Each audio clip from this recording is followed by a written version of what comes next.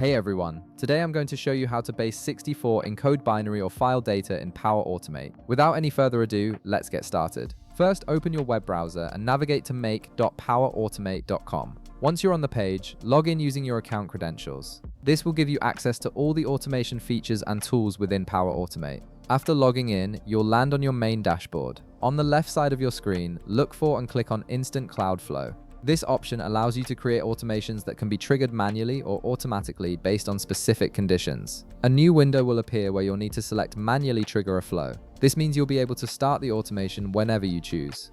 Once you've selected that option, click Create to proceed. Now click the plus icon to add a new action to your flow. In the search bar that appears, type Get File Content. For this example, we'll be working with SharePoint, so scroll through the options and click on Get File Content for SharePoint. This action allows your automation to access and retrieve files stored in your SharePoint environment.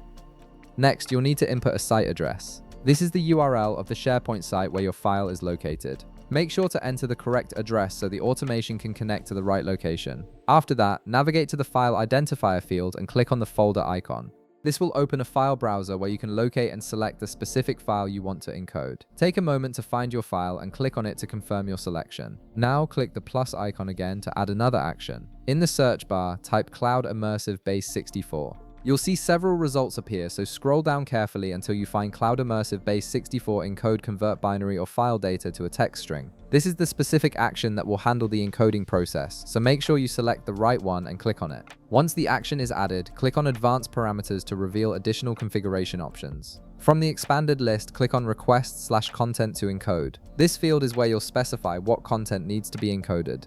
Click on the field itself, then click the thunder icon to open the dynamic content menu. From the list that appears, select File Content. This connects the file you retrieved earlier to the encoding action. Next, click the plus icon once more and search for Create File. From the results, click on the SharePoint Create File action. This will allow you to save the encoded output back to your SharePoint site. You'll need to input a site address and folder path where you want the new file to be saved. Make sure to specify the exact location so the file ends up in the right place. Now, input a file name for your encoded output. For example, you could type something like sample.txt.